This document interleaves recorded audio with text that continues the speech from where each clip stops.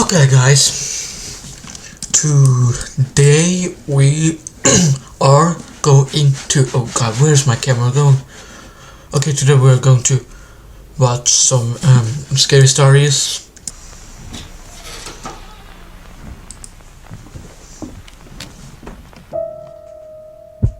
Still run by Fletch.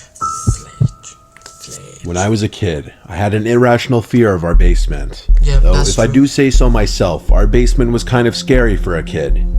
It was a pretty big basement. There was an L-shaped couch right in the middle of the basement that sat right in front of a wooden support column. In front of the couch was the big old box TV we had down there, which had all of our video game consoles plugged into. The layout of the basement was set up as a big circle that went around the couch basically.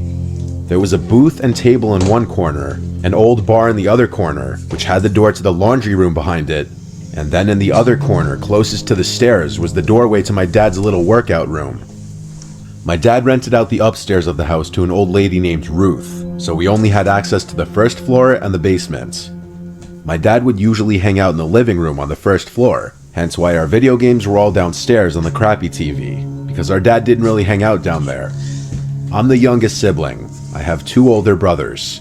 I was anywhere from 6 to 8 years old when this happened. Okay. Yeah. My older brothers weren't home, so they must have been having playdates with other kids. It was just my mom and I home at the time. My cat wants to go like that, dude.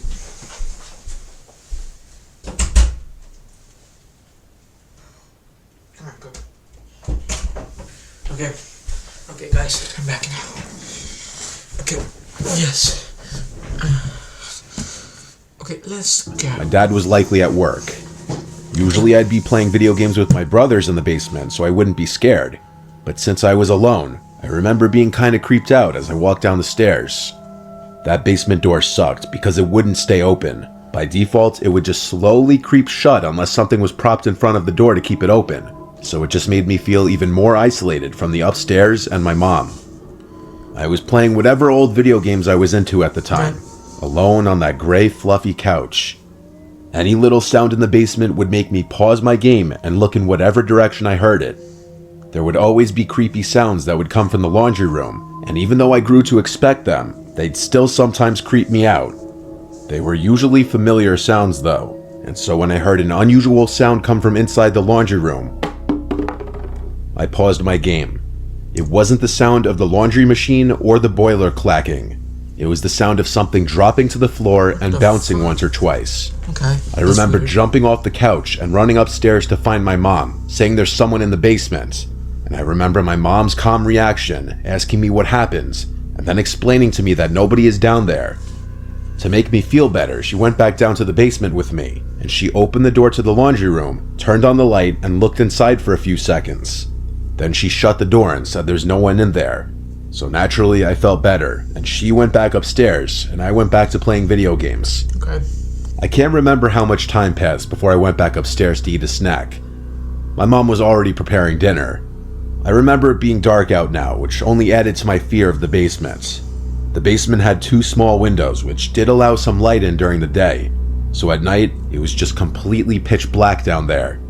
I did end up going back down there though, and then eventually I heard the sound of the heater in the laundry room turn on, only it was extremely loud. I turned around and noticed the laundry room door was now open. I got off the couch and slowly walked to the laundry room door. It was pitch black inside of there. I was scared to turn on the light. I just wanted... Nope. Y'all know what I'm going to do. I'm going to take, where is the dang stuffed animal? Isn't it there?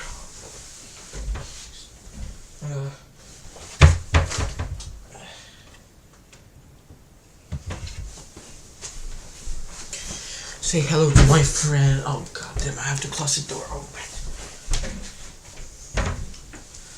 Say hey to my friend.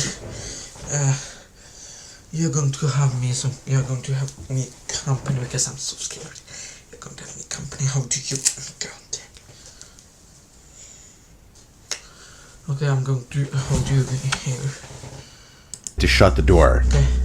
I gathered up enough courage to run at the door and slam it shut and then run back to the couch. For some reason, I just felt safer on the couch. I guess for whatever reason, I didn't once think that it was strange that the door was magically open now, even after my mom had closed it earlier.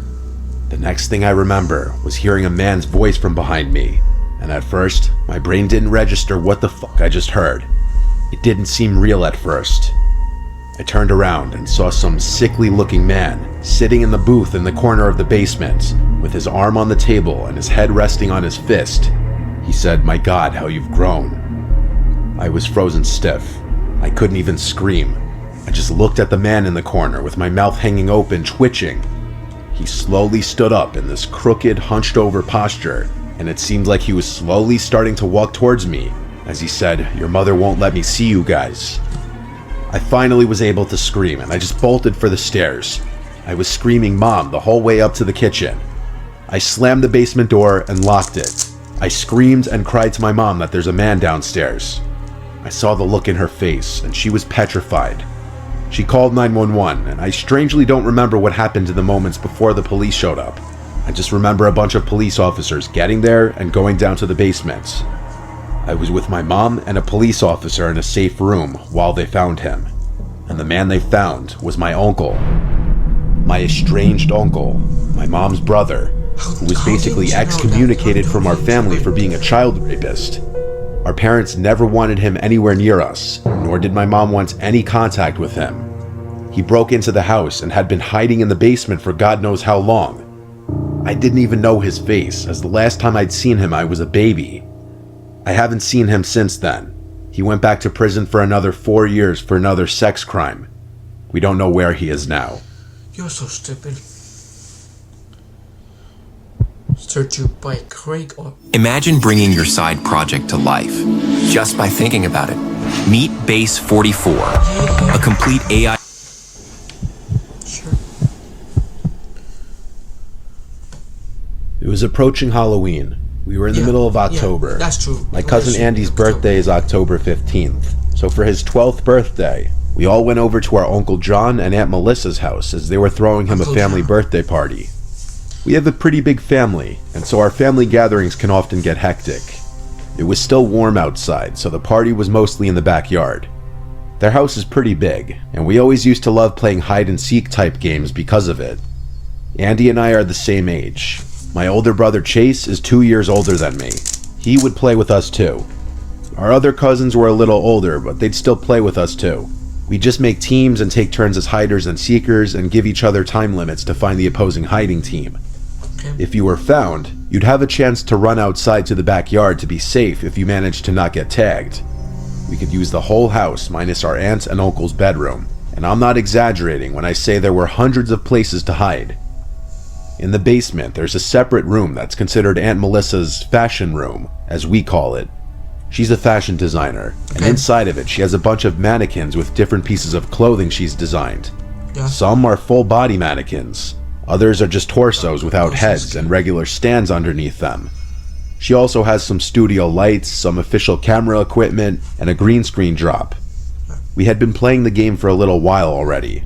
Chase and I were hiding now. We both chose to hide in the basement. Chase hid somewhere in the main section of the basement while I hid in the fashion room. I actually grabbed 2 blankets from the ottoman in the basement and brought them into the fashion room.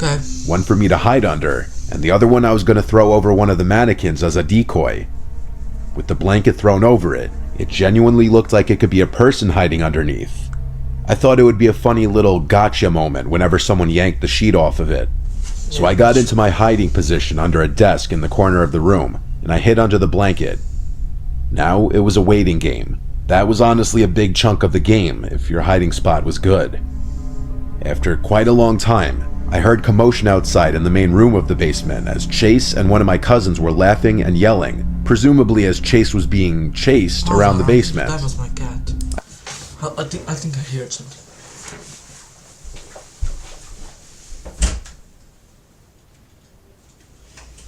Yep, it was definitely my cat. Yep, it was my cat. He's here.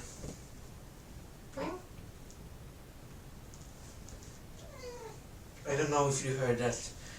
He mewed. Hey. I don't know if you guys can see him. Yeah, now you heard him. No, you probably heard him. I had to pet him.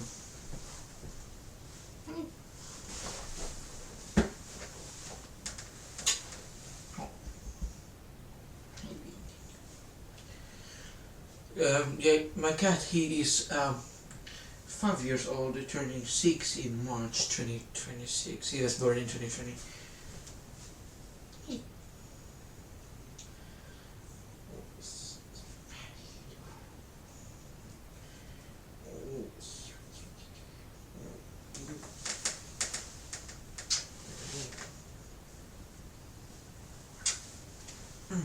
Me.